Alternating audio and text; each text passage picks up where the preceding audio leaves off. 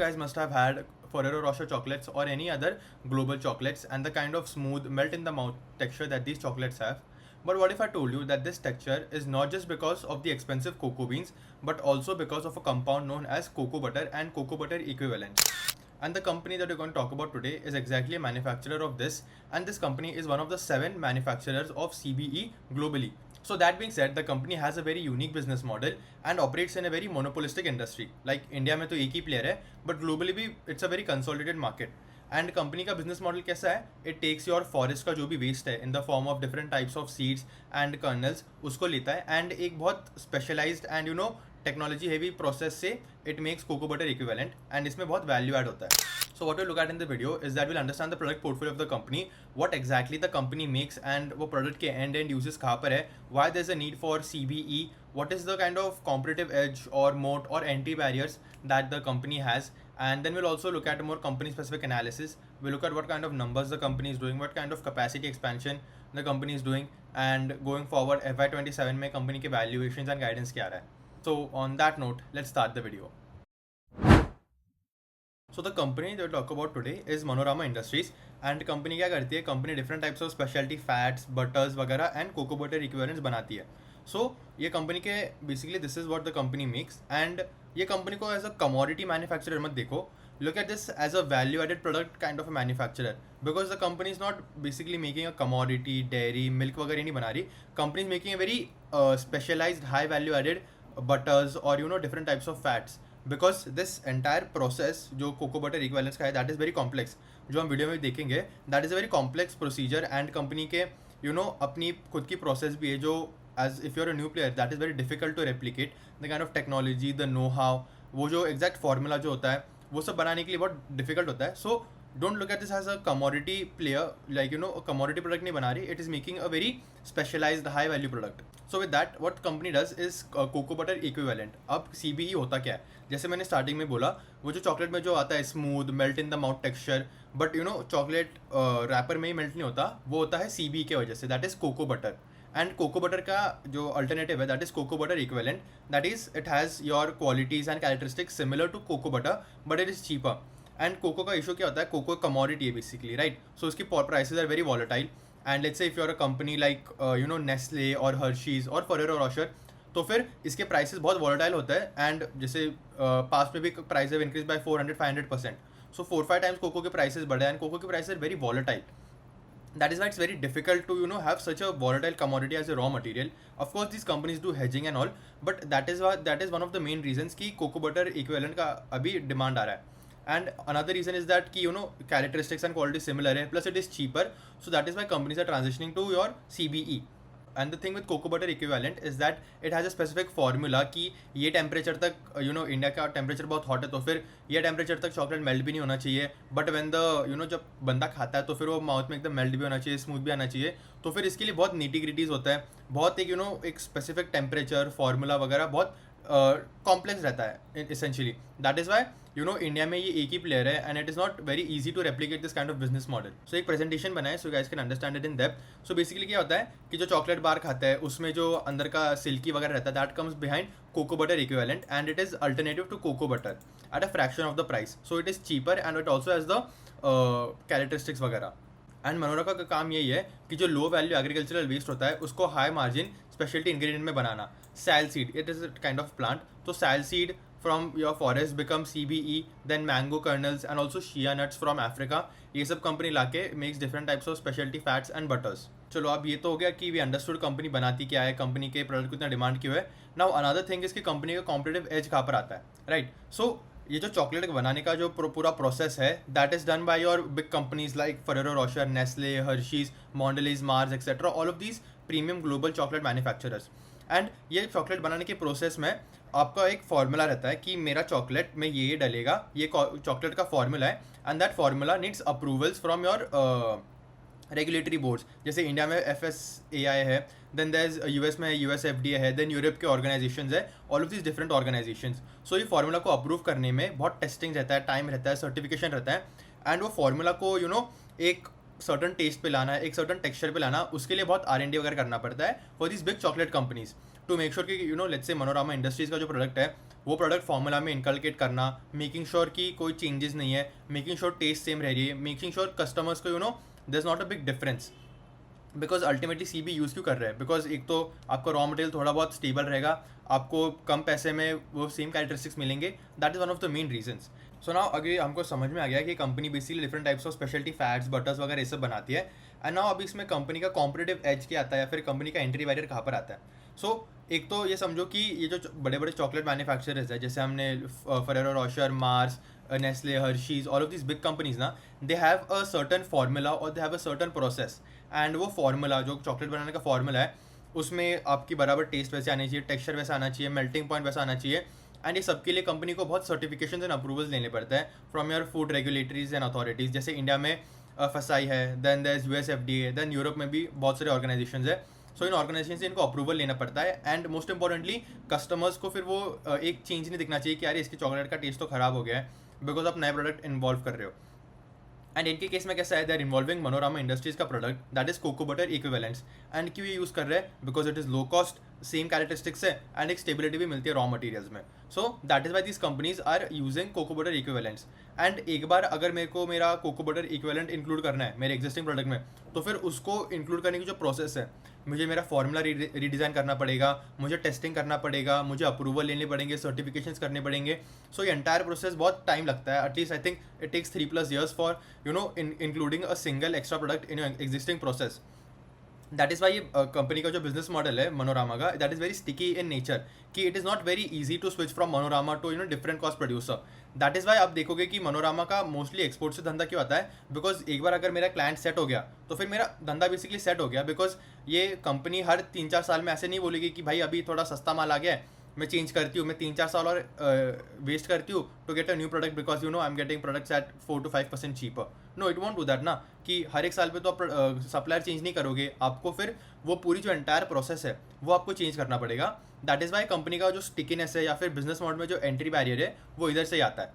And जैसे हम देखेंगे कि जो प्रोसेस रहती है वो कोको बटर इक्विवेलेंट बनाने की, दैट इज़ वेरी कॉम्प्लिकेटेड। वो एक सर्टन टेम्परेचर पे चाहिए, वो फिर उसमें केमिस्ट्री का एक सर्टन कंपाउंड चाहिए, तो फिर बहुत निटिग्रिटीज़ है, एंड बहुत माइन्यूट चीज़ों पे ध्यान देना पड़ता है, which is difficult to replicate. So ये तो आपको समझ में आ गया कि कंपनी के कॉम्पिटिटिव एज क्या है, बिकॉज कंपनी का स्टिकीनेस क्यों आता है, कंपनी का बैरियर्स टू एंट्री कहाँ से आता है। So these are all the reasons. So coming to the more industry specific थोड़े नंबर्स, तो फिर ग्लोबल CB का market, the speciality fats and cocoa butter alternatives का, all this market can grow approximately 6-7%, and global CB की demand is 160,000 to 180,000 metric tons per year, and supply only 70,000 to 80,000 metric tons per year होता है। So there is a massive global demand supply mismatch, due to which company को pricing power भी आती है, because not a lot of CB manufacturers are present. As I said कि बहुत complex रहता है वो process, and all of the reason discuss before, so there is not lot supply in the market, so company को अच्छी खासी pricing power भी मिल जाती है। So this is a chronically under supplied market, that is why this industry also kind of interest me. And another competitive edge that the company has is that ये सैल के जो सीड्स है वो सिर्फ इंडियन फॉरेस्ट में उगते हैं। सो कॉम्पिटिटर को ये रेप्लिकेट करने में, पूरा फॉरेस्ट उगाने में 10-15 साल लग जाएंगे। सो this is a kind of competitive edge that the company has. Another is that the approval cycle is the true mode. जैसे मैंने बोला कि वो CB को स्विच करने में 3-4 साल लगते हैं, रीफॉर्मुलेट करना पड़ता है, रेगुलेटरी अप्रूवल मिलते हैं वगैरह। सो बेसिकली अगर मेरे को एक बहुत अच्छा कस्टमर मिल गया तो फिर लाइफ के लिए मेरा धंधा बेसिकली सेट हो गया। And plus cosmetics is another growth driver for the company. Basically company जो फैट्स बटर्स वगैरह बनाती है, that is used in your moisturisers and body lotions वगैरह, ये सब में भी कंपनी के एप्लीकेशन यूज़ कर रहे हैं, and this market is also growing at a healthy rate. And why CBE is such a major growth driver for the company is that if you look at it, it contributes only 17% of the revenue volume but generates approximately 45% EBITDA margin. That means every 1% shift from refined butter to CBE in the product mix adds approximately 12 to 15 crores of EBITDA on current revenue. This is why the management का इतना चल रहा है कि value added products या फिर CBE के पास क्यों shift करना है, because it has very better margins. And यही as we said कि high margin product का अगर प्रोडक्ट मिक्स बढ़ेगा तो कंपनी की bottom line will obviously outpace its top line growth. And I just want to show you guys the entire manufacturing process. So अगर आप देखोगे तो फिर बेसिकली योर सीड्स का सोर्सिंग करते हैं फ्रॉम डिफरेंट फॉरेस्ट। कंपनी का अच्छा खासा सप्लाई नेटवर्क भी है, आई थिंक 18,000 कुछ तो टच पॉइंट्स है कंपनी के। सो कंपनी का एक सप्लाई नेटवर्क भी अच्छा है। देन वो सीड्स को क्रशिंग एंड एक्सट्रैक्शन करते हैं। आप ये भी सारे एक बार पढ़ लो for better understanding. Then there is the refining में क्या होता है, NBD करके एक प्रोसेस होती है, न्यूट्रलाइजिंग, ब्लीचिंग एंड डीओडराइजिंग, जिससे एक रिफाइंड बटर मिलता है। एंड यही रिफाइंड बटर को if you put it through a process called as fractionation, तो फिर उसमें से दो आपको प्रोडक्ट्स मिलता है। बेसिकली रिफाइंड बटर से आपको एक स्टेरिन मिलता है एंड एक ओलिन मिलता है, and these are both raw materials to making your cocoa butter equivalent. More specifically stearin को अगर हम पाम में फ्रैक्शन करेंगे तो हमको मिलता है CBE, जो कंपनी का प्रोप्राइटरी ब्लेंड है। एंड कंपनी का प्रोप्राइटरी ब्लेंड है मतलब क्या, कंपनी का एक पेटेंट भी बन गया एंड वो फॉर्मूला में कंपनी का एक सेट भी हो गया। And fractionation is and more importantly आपको देना है कि fractionation and palm mid fraction जो है, these are the two main processes जो कंपनी के मैन्युफैक्चरिंग प्रोसेस में बहुत इंपॉर्टेंट है।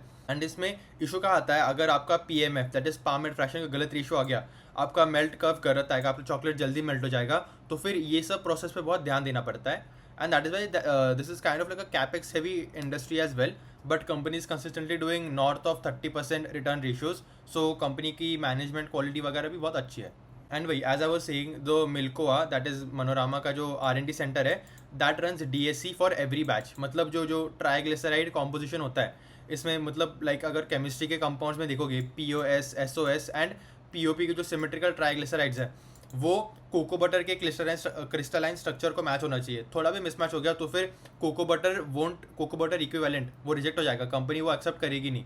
सो इसमें बहुत कॉम्प्लेक्स रहता है ये process, that is why it is India's only manufacturer of CBE।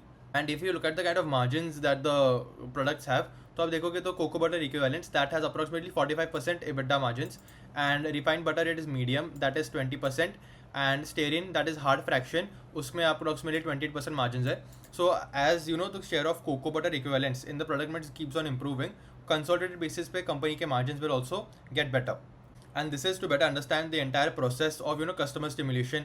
आप देखोगे कि कोको के प्राइसेस बहुत वॉलेटाइल है, देन 18 महीने मतलब ऑलमोस्ट 1.5 ईयर्स आप R&D टेस्टिंग करोगे, डिफरेंट प्रोडक्ट्स को अपने प्रोसेस में इंक्लूड करोगे, देन आपको फैक्ट्री के ऑडिट्स वगैरह करने पड़ेंगे, बहुत सारा।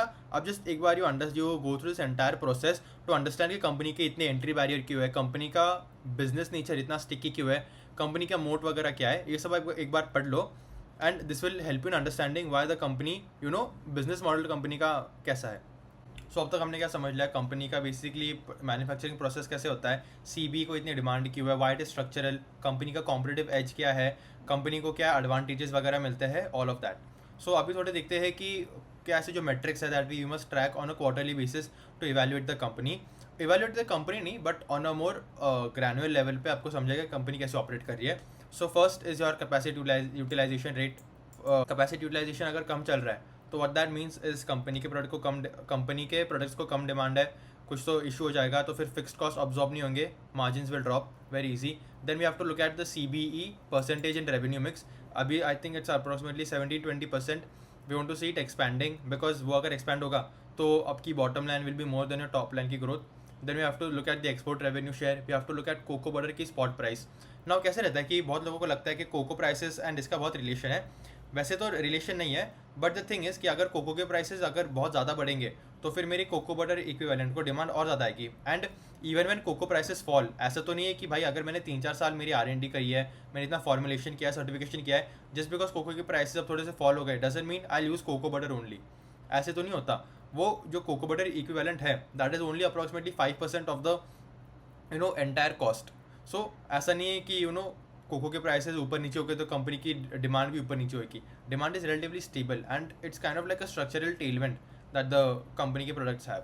With that will move to the end part of the industry analysis. And अगर आप प्रोज एंड कॉन्स देखोगे तो स्ट्रक्चरल स्ट्रेंथ्स क्या है, एक तो हो गया अपनी जियोग्राफी प्लेस मोनोपोली है, sal trees are only made in India, 18,000 collection centres can not be replicated, आप फॉरेस्ट तो उगा नहीं सकते। Then there is the customer lock in is permanent, approximately 3 to 4 year लगता है for re approval cycles, and Fortune 500 customers don't leave once they're in. Then we have operating leverage, अभी capacity just triple हो गई है, plus FY28 में company के बहुत बड़े एक्सपेंशन प्लान्स भी है। So as the mix of CBE increases company के margins can also do well. Then अभी तो कंपनी का इक्विटी डाइल्यूशन का कोई प्लान नहीं है, plus there is the structural demand tailwind for CBEs, and management की क्रेडिबिलिटी भी है कि कंपनी गाइडेंस को अचीव करती है या फिर ओवर डिलीवर करती है। नाउ अब देखते कंपनी के रिस्क क्या है। एक तो है कि थोड़े से वैल्यूएशन एक्सपेंसिव रहे होंगे because company used to grow approximately around 60-65% से in the past, so valuation थोड़ी से स्ट्रेच्ड है। देन वेस्ट अफ्रीका में कंपनी का एक्सपोजर है, अगर जो शिया नट्स है that is use to make your body lotion and moisturisers, उसके अगर प्राइसेस इंक्रीज होता है, प्लस वो अफ्रीका में बताया वो पॉलिटिकल इश्यूज वगैरह बहुत है, तो फिर that can also be another risk. Then working capital का देखना पड़ेगा, बिकॉज एज अ कंपनी का साइज इंक्रीज होता है ना, तो कंपनी का वर्किंग कैपिटल इंक्रीज होना भी एक्सेप्टेबल है। बट द थिंग इज, अगर वर्किंग कैपिटल में बहुत पैसा डालता है तो फिर आप जो आपके फिक्स्ड असेट या फिर कैपेसिटी एक्सपेंशन जो है उसमें आपका कम पैसा डाल सकते हो आप, because let's say if you have 100 rupees and आपको अगर 50-50 स्प्लिट करना है, आपको 50 रुपीज़ का कैपेसिटी एक्सपेंशन भी करना है एंड 50 रुपीज़ का वर्किंग कैपिटल भी करना है। अगर आपका वर्किंग कैपिटल बिकम 60, देन आपको आपका capex that is your capacity utilisation वो फंड करने के लिए आपको शायद से मोर पैसा लेना पड़ेगा, या फिर आप वो कैपेक्स कर नहीं पाओगे। So that is the main reason behind working capital के इशूज़। एंड अगर आपको इंडस्ट्री को ऐसे एक्सपर्ट समझना है, तो these are the some insights. The real moat is the procurement network, not just the plant, because वो प्रोक्योरमेंट नेटवर्क कंपनी ने इतने सालों से बिल्ड किया है, वो फॉरेस्ट में वर्कर्स वगैरह लगा के। सो प्रोक्योरमेंट नेटवर्क कंपनी का बहुत अच्छा है। And CBE is not just a chocolate additive, it is a strategic ingredient. वैसा कैसा है कि जो फरेरो का जो कैनॉट फ्री फॉर्मुला नटेला और Ferrero Rocher without 3 years of री रजिस्ट्रेशन, वो बस सप्लाई डिसरप्शन रिस्क नहीं कर सकते कि भाई छोड़, अभी कोको प्राइस ड्रॉप हो गए, मैं सब छोड़ूंगा, मैं 3-4 साल वापस मेरे और पैसे वेस्ट करके मैं एक नया फार्मूला बनाऊंगा एंड वापस मैं कोको बटर यूज़ करूंगा। So this entire process does not make sense, right? And once approve Manorama become semi permanent to them, they absorb. अगर थोड़ा बहुत कंपनी प्राइस इंक्रीज कर भी लेती है तो फरेरो विल भी लाइक ठीक है छोड़ो भाई, पूरा फॉर्मुलेशन वगैरह करने से अच्छा है थोड़ा बहुत एक्स्ट्रा प्राइस दे देंगे। And then the waste to wealth story, जैसे हमने स्टार्टिंग में भी डिस्कस किया कि sal seeds genuinely cross near zero वगैरह, उसको बहुत वैल्यू ऐड करके कंपनी में एक CBE। Then the CBE deficit is the most unappreciated driver, कि global CBE demand is 160 to 180 MTPA and supplies only 70 to 80 MTPA। So company के पास pricing power भी अच्छा हो गया। And margin expansion is no one time के structural, company के margin going to expand. And what must go right, so capacity utilisation 75% plus चाहिए। CBE का मिक्स चाहिए हमें नॉर्थ ऑफ 25-30%। वेस्ट अफ्रीका में ऑपरेशन स्टेबलाइज होने चाहिए। एंड एटलीस्ट अगर कंपनी के 2 से 3 अच्छे फॉर्च्यून 500 कंपनीज आ जाता है, that is a good point. So that was it guys for your industry analysis. हमने क्या देखा इस सेक्शन में कि we understood what is CBE की इतने डिमांड क्यों है, कंपनी के कॉम्पिटिटिव एजेस क्या है, देन कंपनी का पूरी इंडस्ट्री कैसे वर्क करता है। We saw all of that. And with that, we'll move to more company specific analysis. We'll look at what kind of numbers the company is doing, past में company कैसे grow कर रही है and आगे company कैसे grow कर सकती है। सो अगर पास में देखोगे आप, FY24 में कंपनी की बहुत अच्छी कैपेसिटी बेसिकली ट्रिपल हो गई थी। तो फिर FY24 के बाद से कंपनी के north company has been growing approximately 70% plus से, प्लस कंपनी का margin have also expanded. That is why अगर देखोगे सो नेट प्रॉफिट ग्रोथ भी हैज़ बिन ट्रिमेंडस। कंपनी के results were also good for the quarter. What were the drivers? First was the premiumisation engine, CBE plus stearin जो value added products है, that is approximately 70-75% of the sales. CBE alone increase from 10% to 30% of the top line, जो हमने discuss किया था पहले कि 25% plus होने चाहिए। सो अगर वो धीरे धीरे होते जा रहा है, CBE का mix is increasing. Then the company saw operating leverage, company की कैपिटल एफिशिएंसी बहुत अच्छी थी। Even if you look at the cash flow of the company is doing approximately 93% CFO to operations, which is very good. So अगर आपके cash flow ज़्यादा रहेगा तो फिर आप जो आगे एक्सपेंशन कर रहे हो उसके लिए आपको बाहर से डेट या फिर इक्विटी लेने की ज़रूरत नहीं है, you can do it by yourself. Then if you look at it, company की working capital the bottlenecking भी चल रही है। And then company has pricing supply and pricing power and the supply mode. And if you look at it, future growth किधर से आएगी? So first is company जो expand कर रही है कैपेसिटी, बिकॉज अभी जो कंपनी की almost every capacity is running at full utilization. So FY28 में जो कंपनी कैपेक्स करेगी that will be the next drivers of growth. जैसे KRN हीट एक्सचेंजेस में भी देखा, all of these new facilities that are coming up that will drive the next leg of growth. So FY26 में तो company के 47,500 की capacity है, that is expanding to 52,000। उसका यूटिलाइजेशन कैसे होगा?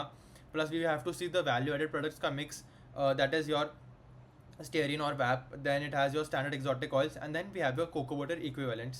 And if you look at the kind of capex that the company is doing, so company को एक structural exotic fat leader बनना है over the next 2 to 3 years, and it is funded primarily via internal accruals and operating cash flows. So पहले भी देखा cash flows अच्छे, तो फिर there is no need for debt or equity dilution. And अगर देखोगे कंपनी की अभी क्या कैपेसिटी एक्सपेंशन चल रही है, SF2 एंड SF1 की डी बॉटल नेकिंग चल रही है। Capacity expansion has increase from 40,000 to 52,000 metric tons per annum.